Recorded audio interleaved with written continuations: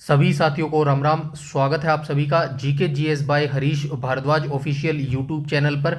ये video specially जो है उन बच्चों के लिए मैंने बनाई है जो बच्चे सीईटी क्वालिफाई नहीं कर पा रहे हैं, या फिर जिन बच्चों के जो है मार्क्स बहुत कम बन रहे हैं, 50 के आसपास जो है मार्क्स बन रहे हैं और उनकी जो है हरियाणा पुलिस के अंदर भी जो है एज नहीं रही है। तो वो बच्चे काफ़ी डेस्परेट हो चुके हैं, वीडियोस पर काफ़ी कमेंट करते हैं कि नेक्स्ट सीईटी कब होगा। तो देखिए, नेक्स्ट सीईटी कब होगा हरियाणा का वो कुछ नहीं पता, उसके बारे में अभी मेंस का ही कुछ नहीं पता, ठीक है। तो उसके बारे में छोड़ दीजिएगा। अभी इस वीडियो के अंदर जो मैं वैकेंसी आपको बताने वाला हूँ ना, इस वैकेंसी की तैयारी में आज से ही जुट जाओ। अगर आप वीडियो ये जब से देख रहे हैं तभी से जो है इस वैकेंसी के बारे में जुट जाओ। डिटेल से बताऊंगा इस वीडियो के बारे में कि क्या इसका एग्जाम पैटर्न रहता है, क्या इसका जो है सिलेबस रहता है, क्या ये वैकेंसी है हरियाणा के अंदर जो है ड्रीम जॉब आप इसको मान सकते हैं। और ये जो वैकेंसी है ना जिसके बारे में अभी मैं बताने वाला हूँ, ये वैकेंसी बिल्कुल अपोजिट है एचएसएससी के। कैसे अपोजिट है? एचएसएससी का कुछ नहीं पता होता कब नोटिफिकेशन आएगा, कब एग्जाम डेट आएगी, कब पेपर होएगा और कब उसका रिजल्ट होएगा और कब जो है उसकी ज्वाइनिंग होएगी। ये जो एग्ज़ाम है इसका बिल्कुल अपोजिट है। पहले ही नोटिफिकेशन में ही सब कुछ फिक्स कर देते हैं कि भाई इस दिन इसका नोटिफिकेशन आएगा, इस दिन इसके फॉर्म भरे जाएंगे, इस दिन आपका रिटन एग्जामिनेशन होगा, इस दिन आपकी टाइपिंग होगी और इस दिन जो है आपकी ज्वाइनिंग होगी। सारा प्रूफ जो है इस वीडियो में मैं बताने वाला हूं, तो वीडियो को अंत तक जरूर देखिएगा। तो चलिए बिना किसी टाइम वेस्ट के वीडियो को शुरुआत कर लेते हैं। तो जिस वीडियो के बारे में आज मैं बात करने वाला हूं, ये जो वैकेंसी आती है ये Punjab and Haryana high court के अंदर आती है। वैसे ये तीनों रीजन के अंदर वैकेंसी आती है। क्लर्क की वैकेंसी है ये, सीधा सीधा मैं बता देता हूं। लेकिन ये जो क्लर्क की वैकेंसी है ये बिल्कुल डिफरेंट है, बिल्कुल अपोजिट है एचएसएससी क्लर्क के, ठीक है। तो एचएसएससी क्लर्क में जो आप सभी जानते हैं, एचएसएससी क्लर्क की वैकेंसी भरने के लिए आपको सीईटी एग्जाम देना बहुत जरूरी होता है। और उसके अंदर भी सीईटी एग्जाम के अंदर जिसके 70 मार्क्स बन रहे होते हैं ना, 68 70 65 70 के आसपास बन रहे होते हैं, तो उसी का जो है नाम मेंस लिस्ट में आता है क्लर्क की पोस्ट के लिए। और उसके अंदर भी वैकेंसी बहुत कम होती है, तो बहुत बड़ा रिस्क होता है। तो ये वैकेंसी जो है आपके लिए गोल्डन अपॉर्चुनिटी है, क्योंकि इस वैकेंसी के लिए ना तो आपको सीईटी क्वालिफाई चाहिए, सारे बच्चे इस फॉर्म को जो है भर सकते हैं, ठीक है। तो चलिए स्टार्ट कर लेते हैं। और ये जो वैकेंसी है Punjab and Haryana high court के अंदर आती है, क्लर्क नाम की ये वैकेंसी है। तीनों रीजन में आती है। पंजाब रीजन के अंदर भी क्लर्क की वैकेंसी आती है, चंडीगढ़ रीजन के अंदर भी जो है क्लर्क की वैकेंसी आती है, और हरियाणा रीजन के अंदर भी जो है ये वैकेंसी आती है। अभी हम स्पेशली ये डिस्कस करेंगे हरियाणा स्टेट के अंदर कितनी नंबर ऑफ वैकेंसी आती है, एग्जाम पैटर्न क्या रहता है, एग्जाम सिलेबस क्या रहता है, कैसे जो है आप इसकी तैयारी कर सकते हैं। तो चलिए स्टार्ट कर लेते हैं। सबसे पहले यहाँ पे मैं आपको दिखा देता हूँ। ये जो है हाई कोर्ट्स ऑफ पंजाब, यहाँ पे आप देख भी पा रहे हैं, यहाँ पे देख भी पा रहे हैं हाई कोर्ट्स ऑफ जो है पंजाब एंड हरियाणा एट चंडीगढ़, इसके द्वारा जो है ये रिक्रूटमेंट निकाली जाती है। यहाँ पे क्या लिखा गया है? SSSC।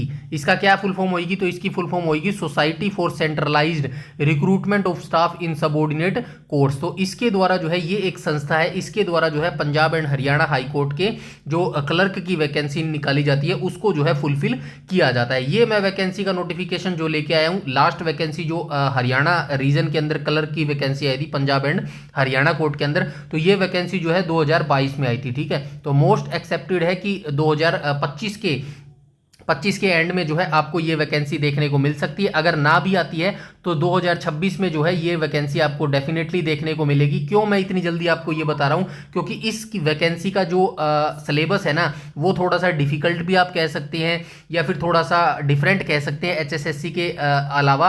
और जो है इसकी तैयारी मैं आपको इसलिए करने के लिए पहले बोल रहा हूँ क्योंकि जो इसका समय है ना, जो एग्ज़ाम है वो बहुत जल्दी जो है एग्ज़ाम इसका करवा लेता है Punjab and Haryana high court, ठीक है। तो चलिए आगे चलते हैं। इसका जो नोटिफिकेशन आया था 2022 में आया था, अक्टूबर 2022 में इसका नोटिफिकेशन आया था। और ये पिछला इतिहास मैं बताऊं Punjab and Haryana high court का, तो अक्टूबर के आसपास ही जो है ये वैकेंसी अपनी निकालता है, ठीक है।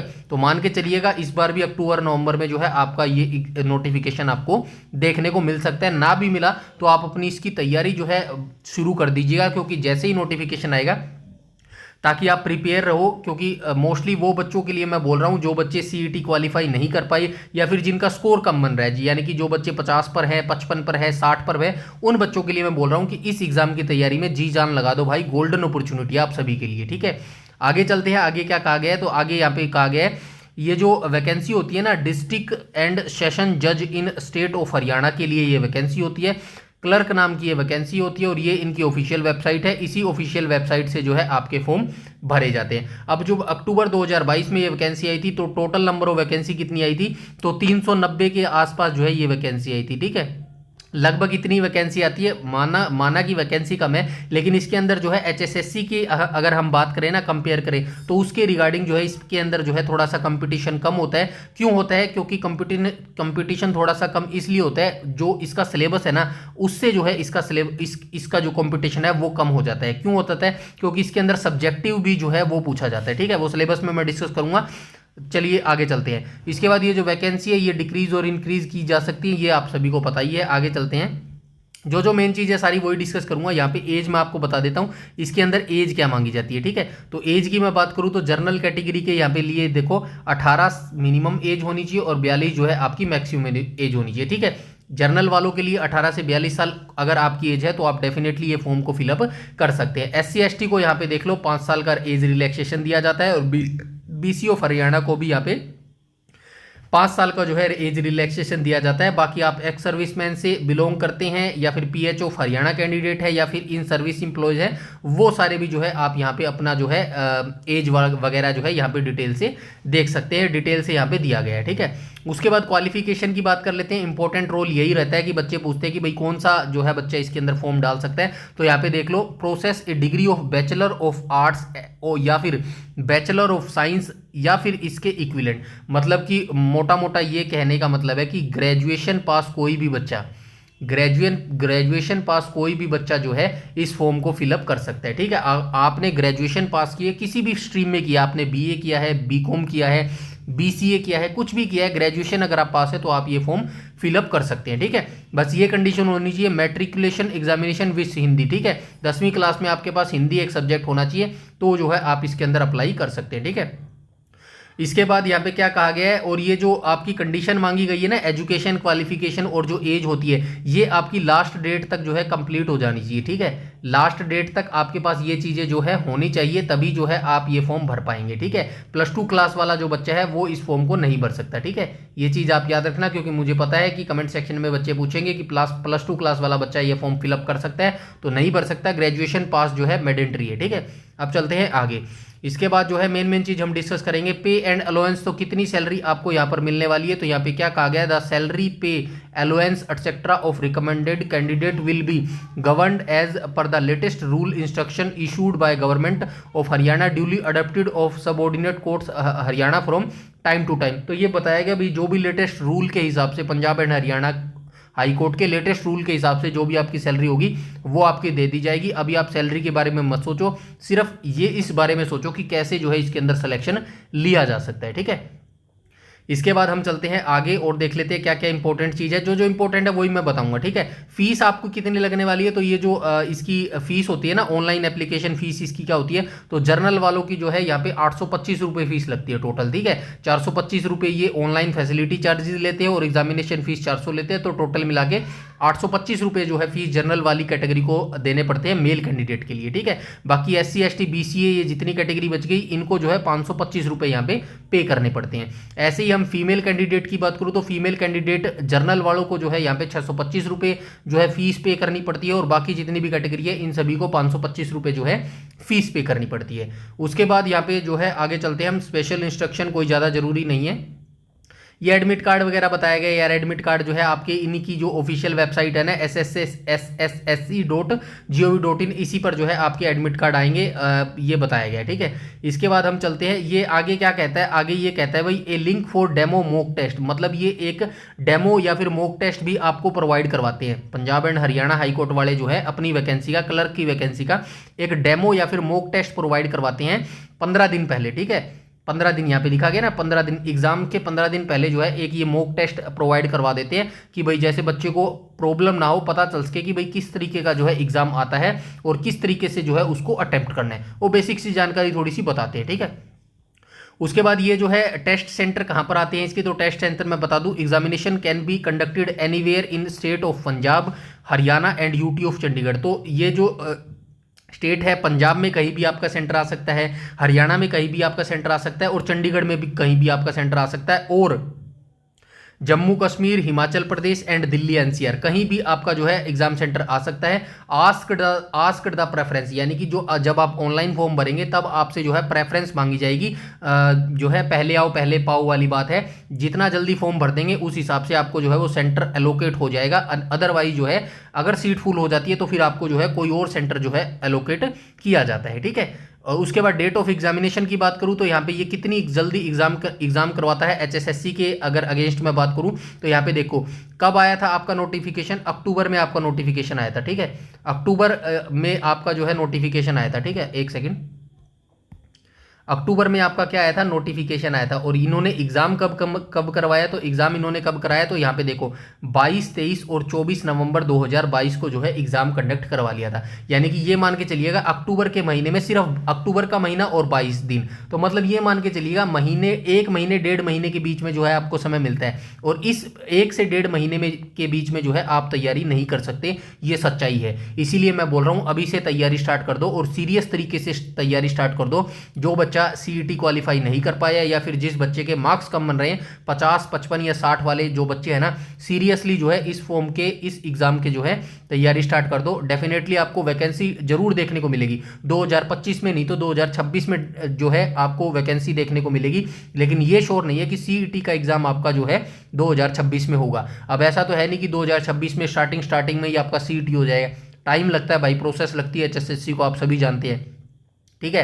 पहले मेंस एग्जाम कराएगा, उसके बाद जो है रिजल्ट देगा, उसके बाद जो है सीटी की नई प्रोसेस स्टार्ट करेगा। तो उससे अच्छा है भाई आप इसकी तैयारी में लग जाइएगा, काफ़ी गोल्डन अपॉर्चुनिटी है, ठीक है। सीपीटी एग्जाम जो कंप्यूटर टाइपिंग टेस्ट होती है वो आपका फरवरी 2023 में हुआ था, उसके लिए काफ़ी टाइम होता है, उसकी टेंशन मत लो। अभी आप जो है रिटन एग्जामिनेशन की तैयारी करो। मोड ऑफ सिलेक्शन की बात करूँ तो यहाँ पे एग्जाम पैटर्न और सिलेबस दिया गया है, इसको अच्छे से देख लो भाई, यहीं से आपको तैयारी करनी है। 2 घंटे का सबसे पहले आपको समय दिया जाता है। सबसे पहले मैं बता दूं ये ऑनलाइन एग्जाम होता है भाई, ठीक है, ये ऑनलाइन एग्जाम होता है भाई कंप्लीटली, ठीक है। तो जो है 2 घंटे के समय में आपसे क्या करवाते हैं, जनरल नॉलेज के क्वेश्चन, यानी कि जीके आपसे पूछी जाती है, ऑब्जेक्टिव होती है, ठीक है, एमसीक्यू टाइप होते हैं, आपको ऑप्शन टिक करने होते हैं, 50 मार्क्स के पूछे जाते हैं, 50 क्वेश्चन, ठीक है। और ये जो है दूसरा सब्जेक्ट क्या पूछा जाता है, इंग्लिश पूछी जाती है, मतलब 2 ही सब्जेक्ट इसके अंदर आती है, एक तो जीके आती है और एक इंग्लिश आती है, ठीक है। इंग्लिश जो है आधा तो ऑब्जेक्टिव होता है, यानी कि 20 मार्क्स की आपसे ऑब्जेक्टिव इंग्लिश पूछी जाएगी, बाकी 30 मार्क्स का आपसे जो है सब्जेक्टिव पूछा जाएगा। सब्जेक्टिव में क्या पूछा जाएगा, एसए आपसे पूछा जाएगा, लेटर आपसे पूछा जाएगा, प्रेस से राइटिंग आपसे पूछी जाएगी, और ट्रांसलेशन, हिंदी और इंग्लिश दोनों में ट्रांसलेशन जो है करवाई जाती है। तो ये आपका जो है एग्जाम पैटर्न रहता है। इन 2 सब्जेक्ट पे पकड़ बना लो। और मैं क्यों कह रहा था ऊपर कि इसके अंदर कंपटीशन कम होता है, कंपटीशन कम जो है इसकी इंग्लिश की वजह से होता है भाई, ठीक है। क्योंकि मोस्टली बच्चे जो है जो हरियाणा के अंदर होते हैं ना, उनकी इंग्लिश पे थोड़ी सी पकड़ कमजोर होती है, इसीलिए इस एग्जाम से वो पहले ही पीछे हट जाते हैं। जब बच्चे देखते हैं यार ऐसे लेटर और प्रेस से ट्रांसलेशन करना होगा इंग्लिश के अंदर, वो भी कंप्यूटर के अंदर करने होंगे भाई, ये चीज़ें मैं अभी बता देता हूँ, ये सारी चीज़ें जो है कंप्यूटर के ऊपर आपको करनी होंगी, ठीक है। तो अभी से कंप्यूटर की भी तैयारी आप शुरू कर दो भाई, टाइपिंग टूपिंग की, क्योंकि टाइपिंग से ही आपकी स्पीड बनेगी, जो आप लिख पाओगे, ठीक है। तो इसीलिए काफ़ी बच्चे जो है पहले से ही पीछे हट जाते हैं इस एग्जाम को लेकर। अब यहाँ पे क्वालिफाइंग मार्क्स देख लो भाई कैसे क्वालिफाइंग होंगे। तो 33% marks in each subject, but no candidate shall be consider to have qualified the test unless he she obtain 40% marks in aggregate of both subject. ये क्या कह रहा है भाई, दोनों सब्जेक्ट में ना जीके और इंग्लिश के अंदर आपको जो है 33% जो है मार्क्स लेने अनिवार्य है, यानी कि 50 का जो है 33% करेंगे तो 17 मार्क्स, ठीक है। 17 मार्क्स इसके अंदर और 17 मार्क्स इसके अंदर, ठीक है, 17 मार्क्स इसके अंदर। ये 17 मार्क्स तो मिनिमम आपको लाने पड़ेंगे, और इन दोनों को मिलाकर जो है आपको कितने मार्क्स लाने पड़ेंगे, 40 मार्क्स लाने पड़ेंगे, तब जाके जो है आप क्वालिफाई माने जाओगे, ठीक है। आई होप यहाँ तक सारी चीज़ें क्लियर हो गई होंगी, काफ़ी ईजी तरीके से जो है मैं आपको यहाँ पे बता रहा हूँ, ठीक है। इसके बाद हम चलते हैं आगे, और यहाँ पे क्या लिखा गया है, यहाँ पे लिखा गया भाई नॉर्मलाइजेशन भी जो है इस एग्जाम में की जाती है, ठीक है ना। नॉर्मलाइजेशन का मेथड भी जो है अपनाया जाता है, और यहाँ पे for every wrong answer 1/4 marks will be deducted, ठीक है। तो नेगेटिव मार्किंग भी इस एग्जाम के अंदर होती है 1/4, यानी कि 0.25 नेगेटिव मार्किंग होती है। डोंट वरी, 1/4 जो नेगेटिव मार्किंग होती है इतनी ज़्यादा नहीं होती, रिस्क लिया जा सकता है, ठीक है। आप सारे क्वेश्चन जो है अटेम्प्ट कर सकते हैं, यानी कि 4 क्वेश्चन जब आप गलत करोगे ना तो 1 क्वेश्चन जो है आपका सही वाला काट लिया जाएगा, ये बात होती है, ठीक है। उसके बाद यहाँ पे क्या कहा गया, furthermore candidate have to type subjective part examination on English composition on computer within such stipulated time period, ठीक है। तो कंप्यूटर पर आपको टाइपिंग करनी होगी भाई सब्जेक्टिव पेपर में, ठीक है।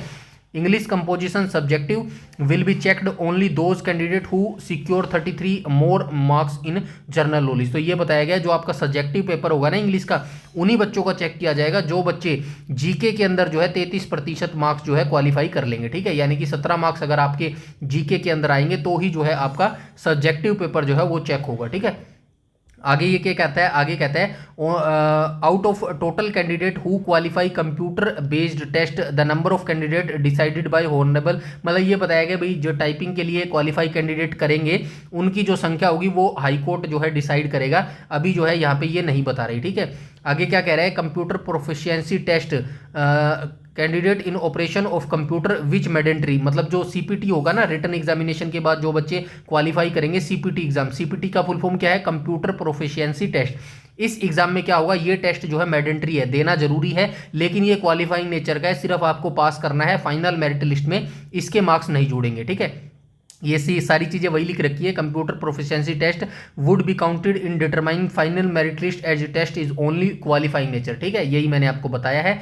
आगे चलते हैं, computer proficiency test comprise 2 part. जो आपका सीपीटी एग्जाम होगा ना रिटन एग्जामिनेशन के बाद, ये 2 पार्ट्स में होगा। पहले पार्ट में आपका क्या होगा, पहले पार्ट में होगा आपका स्प्रेडशीट टेस्ट होगा, ठीक है, 10 मार्क्स का होगा। दूसरे पार्ट में क्या होगा, 10 minutes duration by securing 40% more marks, यानी कि 10 में से 4 मार्क्स आपको लेने अनिवार्य है। और पार्ट सेकंड में क्या होगा, candidate will qualify computer typing test, और सेकंड पार्ट में आपकी टाइपिंग टेस्ट ली जाएगी। मिनिमम जो आपकी टाइपिंग स्पीड है इंग्लिश के अंदर 30 वर्ड पर मिनट जो है आपकी स्पीड होनी चाहिए, ठीक है। ये बताया गया भाई, फार्मूला ये अपनाया जाएगा टाइपिंग मिस्टेक को चेक करने के लिए, ठीक है। इसके बाद हम चलते हैं आगे। आगे क्या बोला गया है, there after select list the qualify candidate will be prepared on the basis of merit online written examination. जो आपकी फाइनल मेरिट लिस्ट बनेगी ना, वो आपके सिर्फ रिटन एग्जामिनेशन के बिहाफ पर ही बनेगी, ठीक है। फाइनल सिलेक्शन आपका रिटन एग्जामिनेशन के मार्क्स पर ही आपका फाइनल जो है सिलेक्शन होगा, ठीक है। आगे क्या लिखा गया है, आगे ये आंसर की बताई गई है भाई, आंसर की आपकी आएगी अगर कोई आप ऑब्जेक्शन लगाते हो तो एक क्वेश्चन के 25 रुपये आपको जो है देने पड़ेंगे, ठीक है। ये नॉर्मलाइजेशन मेथड है, कोई ज़्यादा जरूरी नहीं है, ठीक है। आगे कोई इंपॉर्टेंट चीज़ नहीं है, इसलिए मैं जल्दी जल्दी चल रहा हूँ, ठीक है। और आपके काम की चीज़ नहीं है, जितनी भी आपके काम की चीज़ थी यहाँ पे ये नोटिफिकेशन ओवर हो चुका है, ठीक है। यहाँ पे नोटिफिकेशन ओवर हो चुका है और जो है सारी चीज़ें मैंने आपको बता दी है, जो जो चीज़ें आपके लिए इंपॉर्टेंट थी सारी चीज़ें मैंने बता दी हैं। तो इस एग्ज़ाम की तैयारी डेफिनेटली आप अभी से लग जाइएगा। सितंबर का पूरा महीना पड़ा है भाई, सितंबर का पूरा महीना पड़ा है और अक्टूबर का भी पूरा महीना पड़ा है। ये मान के चलिएगा 2 मंथ हैं अभी आपके पास, ठीक है। मान के चलते हैं हम अक्टूबर के महीने में जो है इसका मान के चलते हैं अक्टूबर के महीने में जो है आपका 1 अक्टूबर को आपका नोटिफिकेशन आ गया। चलिए मैं बेसिक्स ही आपको प्रैक्टिकल लेके चलता हूँ, ठीक है। नोटिफिकेशन आ गया आपको 1 अक्टूबर को, ठीक है। नोटिफिकेशन आ गया 1 अक्टूबर को और इसके जो फॉर्म भरे गए वो कब तक फॉर्म भरे गए, 20 अक्टूबर तक जो है इसके फॉर्म भरे गए। इतना ही समय देता है, 15-20 दिन का समय देता है, 20 अक्टूबर तक आपके फॉर्म भरे गए, ठीक है। उसके बाद आपका जो है एग्जाम कब तक कंडक्ट करवाया जाएगा ये मैं संभावनाएं बता रहा हूँ, फिर भी हम मान के चलते हैं आपका एग्जाम जो है 20 नवंबर के आसपास हो गया, ठीक है। 20 नवंबर के आपके पास जो है एग्जामिनेशन। अब आपके पास टाइम कितना है, सितंबर का पूरा महीना है, अक्टूबर का पूरा महीना है और नवंबर के 20 दिन है।